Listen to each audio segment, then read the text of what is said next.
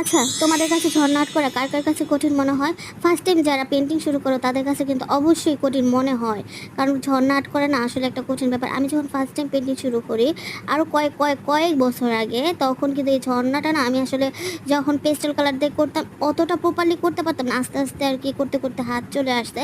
আর আজকে আমি তোমাদের অ্যাক্রিলিক কালার দিয়ে দেখাবো ঝর্ণাটা কীভাবে তোমরা পারফেক্টভাবে আঁকতে পারো, যাতে ঝর্ণার ভিতরে পানির শেপগুলো পারফেক্টলি বোঝা যায়। ঠিক তো শুরুতেই কিন্তু আমি এখানে আকাশটা ডার্ক ব্লু কালার আর বেগুনি কালার দিয়ে আর্ট করে নিয়েছি।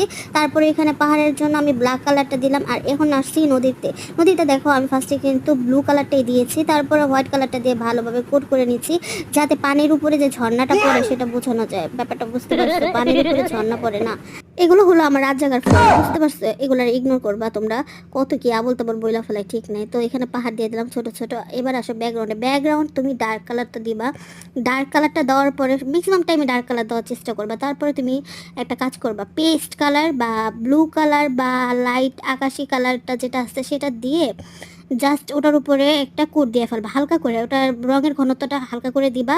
দেওয়ার পরে দেখবা যে ওই পাহাড়ের ব্যাকগ্রাউন্ডের সাথে তোমার কালারটা একটু মিক্সড হয়ে গেছে আর কি, দেখতে লাগবে। তারপরে তুমি হোয়াইট কালার গাঢ় হোয়াইট কালারটা দিয়ে আস্তে আস্তে করে লম্বা লম্বা করে আড়াআড়ি করে টান দিবা, আর নিচ দিয়ে কোন ফোটা ফোটা দিয়া এটা একটু ঘন হোয়াইট কালারটা নিচ্ছি, তারপরে দিয়ে দিলাম ফোটা ফোটা করে, যাতে পানি যে পড়তেছে নদীতে সেটা বোঝা যায় আর কি।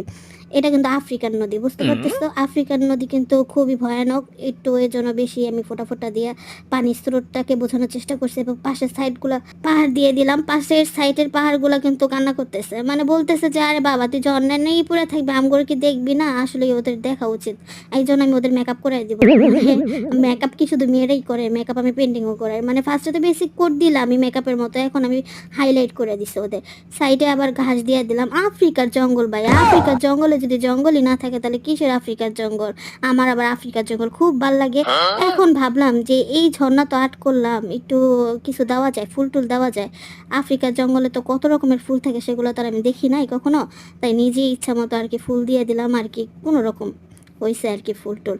তো ফুলগুলো দেওয়ার পরে আসলেই কিন্তু পেন্টিংটা সুন্দর লাগতেছে। ফুল দেওয়ার আগে যেমন লাগছে, কিন্তু ফুল দেওয়ার পরে কিন্তু অসাধারণ। এটা ফাইনাল লুক দেখে কিন্তু এই পেন্টিংটা আমার ফেভারিট পেন্টিংয়ের তালিকায় আসলো। তো পেন্টিংটা কমপ্লিট আমার। এই পেন্টিংটা কেমন হলো কমেন্ট বক্সে অবশ্যই জানাবা, আর তোমরা ঝর্ণা আর্ট করে অবশ্যই আমাকে কমেন্ট বক্সে পিকচার দেখাবা। ঠিক আছে, বাই বাই।